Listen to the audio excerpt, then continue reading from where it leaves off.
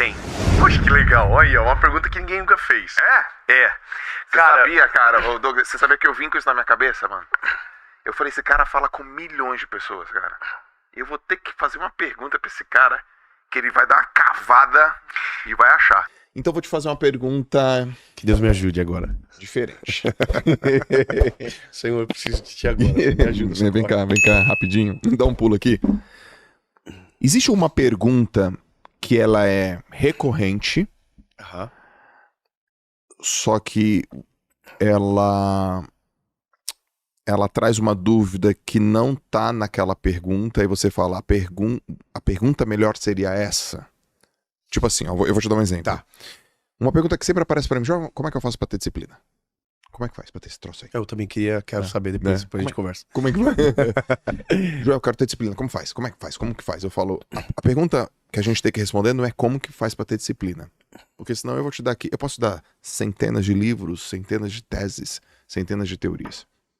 A pergunta é, o que a disciplina faz por nós? Depois que você entender isso, a disciplina vai virar a tua filosofia de vida. Cara, uau. Muito bom. Existe alguma coisa nesse sentido que as pessoas vêm corriqueiramente e perguntam pro Dave, e aí você fala, você me perguntou isso, mas no fundinho mesmo que tu quer saber isso aqui? Cara, tem. Poxa, que legal. Olha, uma pergunta que ninguém nunca fez. É? Você Cara... sabia, cara, Douglas, você sabia que eu vim com isso na minha cabeça, mano? Eu falei, esse cara fala com milhões de pessoas, cara. Eu vou ter que fazer uma pergunta pra esse cara que ele vai dar uma cavada e vai achar. Cara, olha só.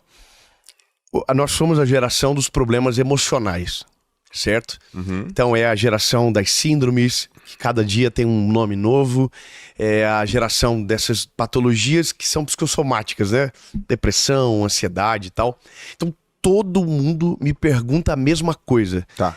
Jesus tem o poder de curar a depressão? Ou Jesus pode curar essa minha ansiedade? E a pergunta é...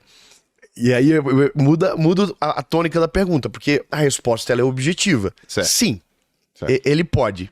Mas talvez a melhor pergunta é de que maneira que eu devo viver para que todas essas mazelas que alcançam milhares de pessoas não entrem dentro do meu coração e não façam parte da minha vida. Boa.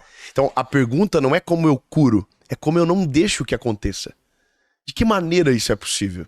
Eu tava vendo um vídeo essa semana passada, e é um garoto no Instagram falou assim, agora eu vou deixar os meus pensamentos intrusivos dominarem a minha mente. Ele fala. Eu não sabia o que era pensamento intrusivo, que cada dia tem um nome novo, né? E aí ele faz uma barbaridade lá, um negócio que ninguém teria coragem de fazer. E aquilo me chamou a atenção e eu coloquei no Google. O que é pensamento intrusivo? Pensamento intrusivo é o pensamento que vem na nossa mente, que a gente não queria pensar nada sobre aquilo, nós não queremos aquele pensamento, mas ele entra na nossa mente, governa as nossas decisões e quando a gente vira escravo daquele pensamento. Certo? Cara, quando eu ouvi isso, eu automaticamente fui para a palavra e comecei a perguntar, Jesus, de que maneira que se cura um pensamento intrusivo? Como que eu afasto isso de mim? Aí veio a resposta no meu coração. Não é como você afasta, é como você não deixa que ele caia sobre você, que ele venha sobre você. E aí a questão é, e como isso é possível? Simples. E aí, cara, eu consegui ver com os meus olhos, assim, nossa cabeça, nossa mente é como um campo aberto, que vai ser semeado ao longo da vida muita coisa. E tem várias maneiras de fazer essa semeadura, de forma positiva e de forma negativa. O que seria uma forma positiva? Aquilo que nós conquistamos, as nossas felicidades, o dia que teu filho nasceu, tudo isso são sementes que foram plantadas lá. E aí tem as sementes das frustrações, certo? Só que tudo isso é algo natural, não é nada espiritual ainda. Certo. Quando que fica espiritual? Quando você olha uma grande plantação, você percebe que no meio dela, ela tem um espantalho. E o espantalho serve para que as aves de rapina não desçam e não comam as sementes. Certo. Porque mesmo as positivas, como as negativas, elas têm poder para nos ensinar. Então, os traumas, eles nos previnem de muitos erros do futuro. E quando eu digo traumas, são as adversidades que a gente enfrenta. E as coisas boas, elas nos dão energia e fôlego para continuar a viver. Qual que é o negócio? Quando nós não temos o Senhor no centro dessa nossa plantação, da nossa mente, nós ficamos à mercê de qualquer um que venha voando pouse e tire as sementes que a gente precisava e coma os frutos que eram para ser nossos. Então, a questão mais importante é, se você quer ter uma vida em paz nessa terra, o centro da sua mente precisa ser Jesus. Então, se Jesus é o centro da tua mente, é o espantalho que se o pensamento intrusivo tenta chegar, ele não vai conseguir. Por quê? Porque tem uma defesa dentro daquele campo.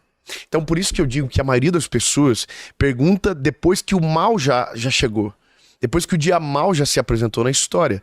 Quando você entende que Jesus, se ele vier primeiro, o mal não terá poder para vir depois, a Bíblia diz que os anjos do Senhor acampam ao derredor daqueles que o amam e o temem. Ou seja, a Bíblia está dizendo que se você ama o Senhor de verdade e você tem temor a ele, aquilo que poderia te atacar não consegue chegar em você.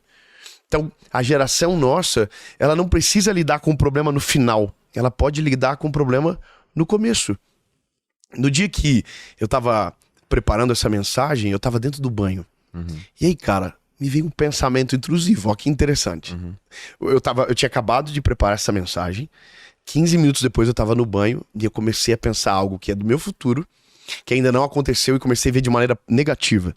Na hora, cara, eu coloquei a mão na minha cabeça e falei assim: em nome de Jesus, repreendo, Senhor, todo pensamento negativo, tudo aquilo que não provém do Senhor. Amém. Cara, tirei a mão, voltei a tomar banho e parece que aquele pensamento não conseguiu pousar, ele estava vindo. Então veja, é o sensor.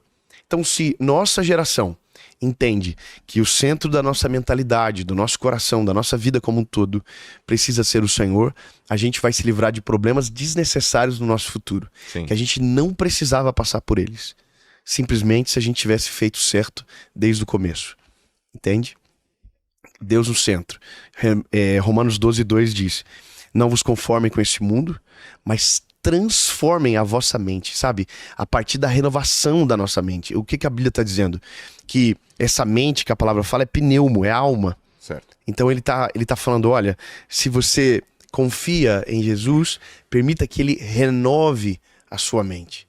Então o que é renovar a mente? Aí ele não é o espantalho, ele é o agricultor, ele é o que vai lá e tira a semente que não vai servir, ele vai lá e planta a semente que a gente vai precisar e depois ele cuida para que ninguém invada o campo que ele plantou. Sim. Entendeu? Então o espantalho é a figura do dono. O espantalho não é uma figura que não seja o dono, ele é o dono. Certo. Porque ele tá lá, ele tá mostrando que ele tá presente ali. E o Senhor é a mesma coisa na nossa mente. Quando ele tá presente, você pode ter certeza que grande parte dos traumas que a gente vivencia no nosso dia a dia seriam desnecessários se ele estivesse comandando todas as coisas.